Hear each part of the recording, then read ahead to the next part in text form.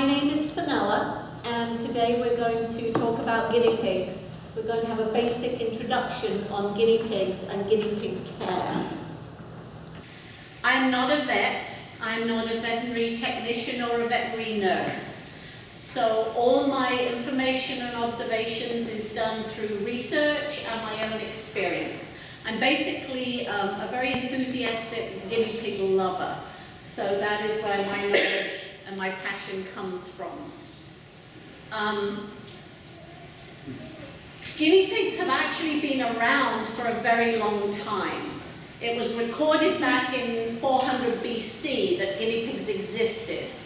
They originally came from the Andes in South America, and the history of the guinea pig is that they were used for nutrition for the humans, and they were also used in a ritualistic way for the folks at that time, and they were also used medicinally.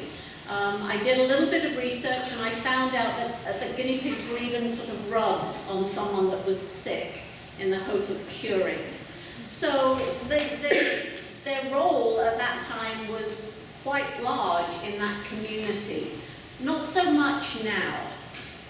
However, they are a very basic food source in certain parts of the world. They were brought to Europe in the 1600s, probably by the traders. They brought them in on ships as they found them in South America.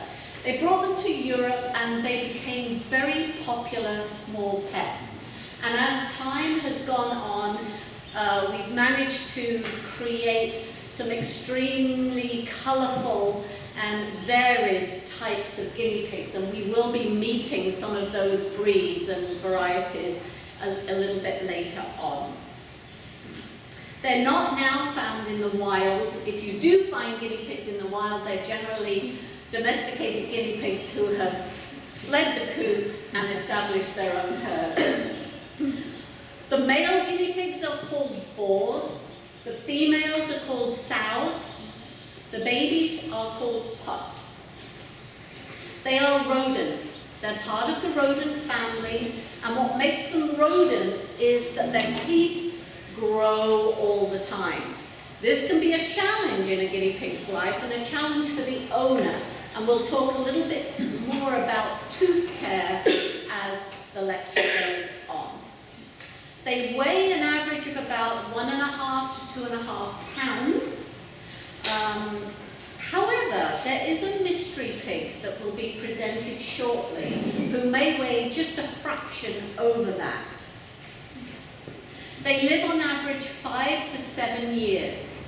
We have had a guinea pig in our rescue, WeeCompanions, who is actually a couple of them, and they've lived up to 9 years old. And we think that's pretty good going, and that's generally based on good diet and good care. And genetics also play a role on the longevity of the guinea pig. In 2006, in the Guinness World Records, there was recorded a 10.5-month-old guinea pig. So I guess they have potential for living longer, but it is quite rare. The gestation, or how long a guinea pig is pregnant with its babies, is between about 59 and 72 days. A sow can have up to 6 pups. 6 is a lot to nurse, but we have had litters of 6 that have survived, along with a little bit of supportive help from a very dedicated volunteer. They're about 8 to 10 inches long on average. They have 4 toes in the front and 3 toes in the back, unless they have some extra little toes, which isn't considered standard or normal for guinea pigs. They don't have a tail, but where a tail would normally attach to the back of the guinea pig is a gland. It's called the caudal gland. And with some guinea pigs, you can be aware of that area because that gland excretes quite a thick, waxy substance. And it can be challenging to clean that off the guinea pig, and we'll talk about that in a little while, and I will tell you how you can clean that area.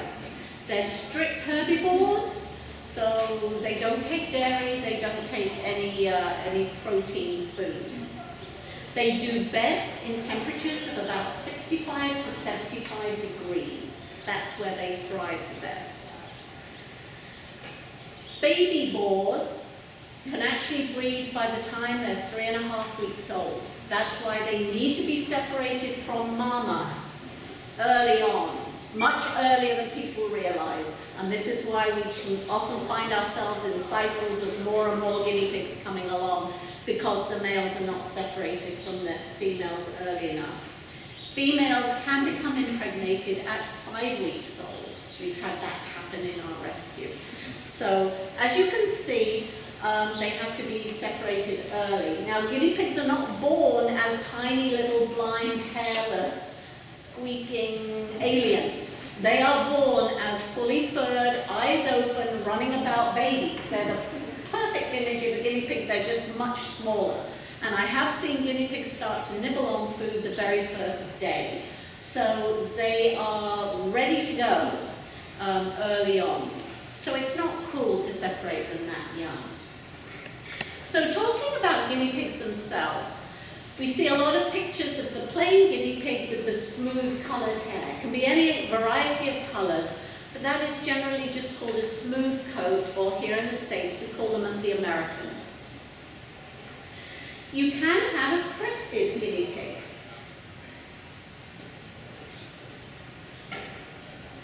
This is Susie. Susie is a crested guinea pig, and I like to think of it as if she's got a little crown. She's a little princess. So this is the crest that sits on the top of the head. That's what makes her a crested guinea pig. If she didn't have the crest, she would be a plain American guinea pig.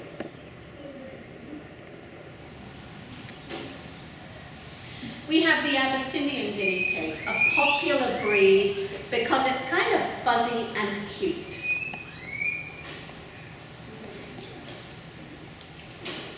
This is Hartley. Hartley is an Abyssinian guinea pig, and he has, I hope you can see, rosettes over his body. That's what makes him an Abyssinian. He also has a little ridge on his nose and little ridges here. And this is not considered a long-haired guinea pig. He's still considered a short-haired guinea pig.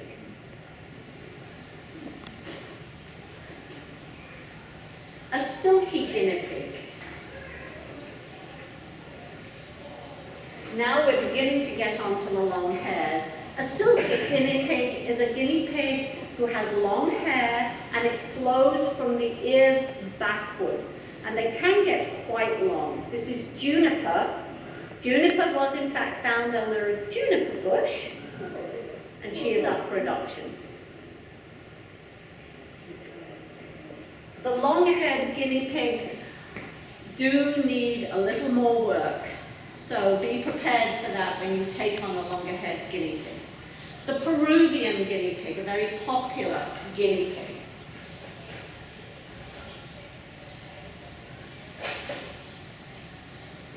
The Peruvian's hair will flop over the front of the guinea pig, and it can get quite long. This is not an example of a super long-haired Peruvian.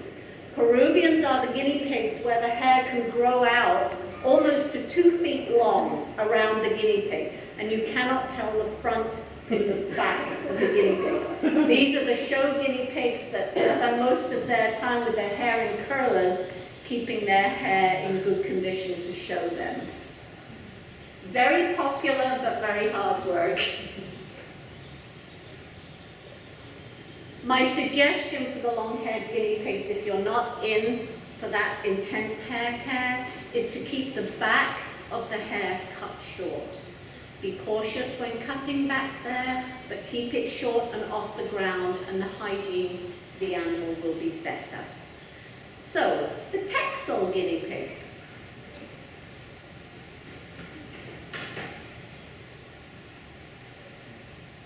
This is Mrs. Frizzle. Mrs. Frizzle is one of our sanctuary guinea pigs. She has the longer hair, but it is a curly, wiry type hair. You do not groom these type of guinea pigs normally with a brush or a comb. You have to groom them with your fingers. Otherwise it destroys the crispness of the hair. So again, a lot of work in keeping this animal well groomed. It's very cute. Here's this one. Oh, the short-haired version of the Texan is called the Teddy or the Rex. This is Tonto, and he feels rather like a soft brush. Very cute and fuzzy. So that's Tonto, and he is a Rex or a Teddy.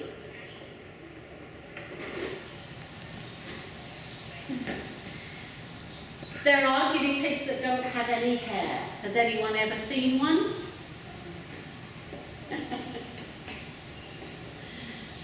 This is our hairless guinea pig. This is Rosie.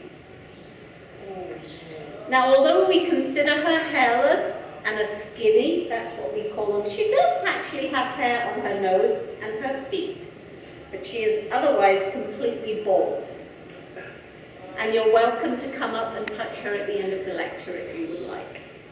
This may be an appropriate pet for a person who has allergies to the guinea pigs with hair. They do need extra intensive care. They need a light source to keep them warm, and their dietary intake is more because of their higher metabolism. But I think they're adorable. So that is a skinny. The most recent breed we're seeing more and more of here in San Diego is the giant guinea pig, or the cuy. This is Titan. Titan is our ambassador cuy guinea pig. He's just under 5 pounds. Remember, the average is about 1.5 to 2.5 pounds. These type of guinea pigs have been showing up more and more in San Diego. They're being bred and sold. However, we're not sure of the potential health of these animals, so we're watching them carefully. They tend to be a lot more highly strung than the average guinea pig, and because of their size, and the combination of them being more highly strung, they can be very hard to handle for children. Actually, they can be challenging for adults, but particularly children. So when children are taken into a pet store and they're given this guinea pig that can be pretty wild and crazy and is large and hard to handle, it's not always being a positive experience for a child. I find them quite adorable. They can jump quite high. I've noticed that they do shed more than the average guinea pig. And we're keeping Titan as our ambassador, not only because we can show his breed, but also we will be able to watch his health in the future. So he lives with me, and he does have a girlfriend as a companion. He is a neutered boy. So those are the main breeds of guinea pigs. And as I said before, they come in all kinds of colors and varieties. So there's some very different guinea pigs out there.